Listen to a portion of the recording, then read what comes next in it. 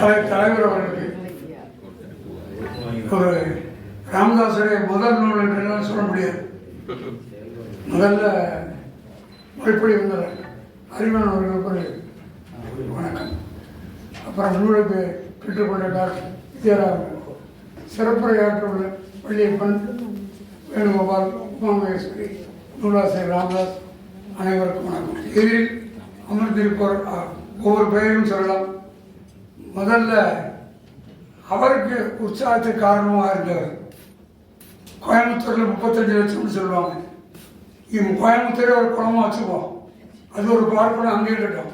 கோயம்புத்தூர் ஒரு குளமாக வச்சுப்போம், ஒரு வலை போட்டு ஒரு 100 நல்ல மனிதர்கள் இந்த வலை பிடிச்சிருந்துட்டு அப்படின்னா அந்த 100 முதல் ஆளாக நம்ம ராமதாஸ் தான் இருப்பார். நல்ல மனிதர்களுக்கு என்ன அடையாளம்? நன்றி உணர்வே போயிடுச்சு. நன்றி உணர்வு இல்லை.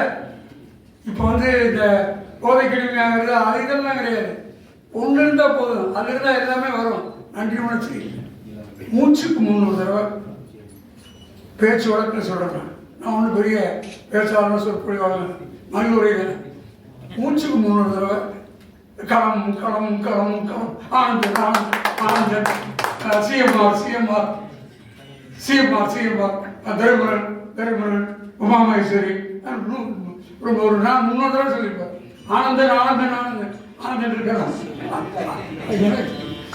அவ்வளவு அவ்வளவு சொல்லுவார். அப்புறம் அந்த வாழ அப்படியா தம்பி அவங்களுக்கு வணக்கம். எல்லாத்துக்கும் அவருக்கு உற்சாகப்படுத்தின வணக்கம். இந்த நன்றி உணர்ச்சி நாவல் முழுக்க உறவி கிடக்குது. இது முக்கியமான, அது இயல்பு அமைஞ்சது. இது திட்டமிட்டு அமையலை. புத்தக வெளியீட்டுள்ளாக எத்தனை லட்சம் செலவு பண்ணால் 50 பேர் 60 பேர் கூட வர்றதில்லை. இவ்வளோ சில பேர் வந்திருக்கீங்க அப்படின்னா இந்த முதல் நூலில் எத்தனை இந்த வரிசையை பார்த்தீங்கன்னா டாக்டர் விஜயராமன் ஒரு 15 நாடு சுற்றி அவர் துணைவேந்தராக இருக்க வேண்டியவர். அவர் வள்ளியப்பன் திருவாசகத்திலேயே பாரதி இவர் ஊர்னவர். அறிவன் தமிழ் இலக்கியத்தை கைக்குள் வச்சிருக்கார். தமிழ் இலக்கிய வரலாறு கையில் வச்சிருக்கார் அறிவன். அப்புறம் வேணுகோபால், வேணுகோபால் ஒரு கதைக்கு சங்க இலக்கியத்திலிருந்து இந்த இலக்கியம் வரைக்கும் ஒரு கதைக்கு இடாக முடியாதுன்னு நான் சொல்றேன். டால்ஸ்டாயுடைய தலைப்பு புத்துயிர்ப்பு வேற, அவருடைய ஒரு சிறுகதை புத்துயிர்ப்பு. ஒரு கதைக்கு உலகத்தில் எவனும் கதை எழுத முடியாதுன்னு சொல்றேன். அப்படிப்பட்ட வேணுகோபால். உமாமகேஸ்வரி அவங்க ஒரு புரட்சியாளர். எத்தனை நூல்கள் எவ்வளவு கவிதை அவங்க பட்டிமன்றம் நேரம் கிடைக்குமா? அவங்களும் ஒரு முதல் புத்தகம் நான் எழுதியிருக்காரு. சாதாரணமாக இதுக்கே நம்ம நினைக்கிற வந்திருக்காங்க. அவங்களுக்கு வணக்கம். அப்புறம் எங்கள் காமேஸ்வரி எல்லாத்துக்கும் மூலமும் வேறு முன்னாள் தலைவர் மண்ணினா வந்திருக்கார். அண்மையில் நான் பிழை என்று ஒரு அருமையான நூலை எழுதிய ரவிச்சந்திரன் அவர்கள் எந்திரிக்க ஐயா எந்திரிக்க அவருடைய போராட்டம் நல்லா சிறப்பாக வந்தது. அவர் வந்திருக்காரு. அவர் எல்லாருமே பேர் சொல்லலாம். தமிழ் கூட்டமைப்பு மணி ஏசுதாசன் இருந்தீங்க, அவர் ஒரு சிறுகதை ஆசிரியர். எவ்வளோ படைப்பாளிகள் வந்திருக்கு. ஏங்க இது கொண்டாடணும், ஊரே கொண்டாடணும், ஊரே கொண்டாடணும். என்னப்பா அறிவன் சொல்றாரு, நான் ரொம்ப உணர்ச்சி வசப்படுவேன். இந்த மெல்லிய கம்பியில் உயர் அழுத்த மின்சாரத்தை பாய்ச்சினா என்ன ஆகும்? அப்படி நான் இருப்பேன். அடுத்துருவேன். உடனே எங்கள் பேரெல்லாம் போய் அப்பா பிள்ளையோட பசங்க சொல்லுவாங்க, ஐயா அழுகிறார், தாத்தா அழுகிறாருன்னு எங்கள் பேச்சு சொல்லுவோம். உடனே எங்கள் பசங்க புத்தகத்தை படிக்காதீங்க, புத்தகம் படிக்காதீங்க, புத்தகம் படித்தாலும் இந்த நாவல் ரத்தனம் என்ன பாத்திரம்? அந்த ரத்தனம், அந்த ராஜம்மா, அந்த அவர் சொல்லுவார், அந்த குணங்குடி தாசர் கடைக்கு சரபத்து குடிக்கிறது சொல்லுவார். திருமண ஸ்டோரில் வாங்குறது ஒவ்வொரு என்ன அவருடைய நன்றி உணர்ச்சி முழுக்க வரவேற்கிறது. இந்த நன்றி உணர்ச்சிங்கிறது தான் அந்த அவருடைய அவருடைய அந்த ஒரு இடத்துல ஒரு சொல்ல தமிழில் நசிஞ்சு நம்ம தயங்கி நிற்கிறதுக்கு அறிவன் கவனிச்சிருப்பீங்க. நசிஞ்சு நின்று கொண்டிருக்கான் செல்வத்தை அவங்க குடும்பத்தை சொல்லும்போது சொல்லுவாங்க. சொற்கள் எப்படிங்க தஞ்சாவூர் எல்லாம் நிறைய பேர் தஞ்சாவூர் மாட்டோம். தஞ்சை பிரகாசம் இருந்து இருந்து எத்தனையோ தஞ்சை தான் திருநெல்வேலிக்கு அடுத்து நிறைய படைப்பாளிகள் கொடுத்துருக்கு. கரைச்சாலத்திலிருந்து ஏகப்பட்ட பேர்.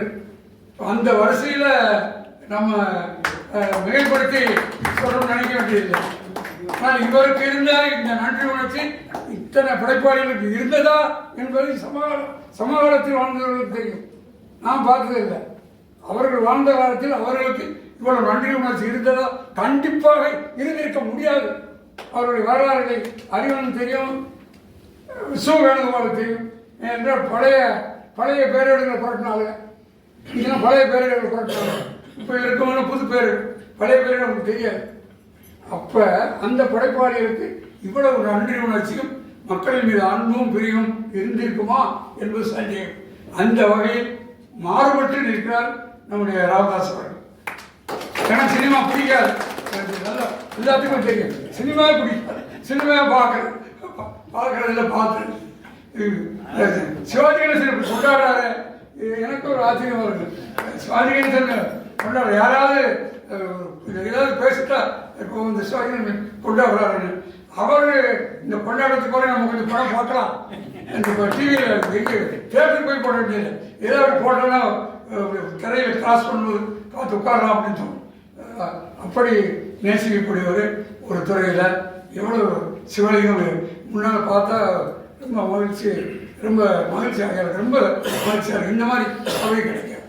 நாங்கள் கீழே விருது இந்த வேணுகோளுக்கு தான் ஒரு 5 லட்ச ரூபா விருது, அதுக்கு ஒரு 2 லட்ச ரூபா செலவு பண்ணி எல்லாம் பண்ணிக்கிட்டு பார்த்தா நான் 100 பேரோட 75 பேரோட இல்லை. இப்போ எவ்வளோ மகிழ்ச்சியாக இருக்கும். ரொம்ப கொண்டாட்டம். கொஞ்சம் பத்தாது, இன்னும் எல்லாரும் படிச்சுட்டு எல்லாத்தையும் சொல்லி கொண்டாட எவ்வளோ படைப்பாளி. எனக்கு அதுதான் ஆச்சரியமாக இருக்குது. இன்னும் பல இன்னைக்கு செம்மலர் விழாவில் இருக்குது. அவங்க தாமேஸ்வரம் இருக்காது இல்லைன்னா என்ன கூட்டம் அதிகமாக வந்திருக்கு. பல படைப்பாளிகளில் வந்தவங்க எல்லாம் எனக்கு பேசுறது, நான் புத்தகம் வெளியிடுறதோடு எல்லாம் பற்றி பேசினா நாவலை பற்றி ஒவ்வொரு பாத்திரத்தையும் பற்றி பேசலாம். அப்படி அது கூட்டு குடும்பம் முறையெல்லாம் எங்கே என்னாச்சு, எங்கே போச்சு, அது கவலைப்பட்டோம். அது ஒரு வருது. ரொம்ப எல்லாரும் ஆரி புத்தகம் காரியத்தில் கண்ணுயிராக சொன்ன மாதிரி எல்லாரும் புத்தகம் வாங்கிட்டு போய் பொண்ணுக்கு 5 புத்தகம் வாங்கிட்டு போய் நீ இந்த படைப்பாளி என்ன செய்ய முடியும்? நீ ஒரு பெரிய மன்னராக இருந்தால், ஒரு பெரிய சமீதாராக இருந்தால் ஒரு 2 ஏக்கர் எழுதி கொடுக்கலாம்.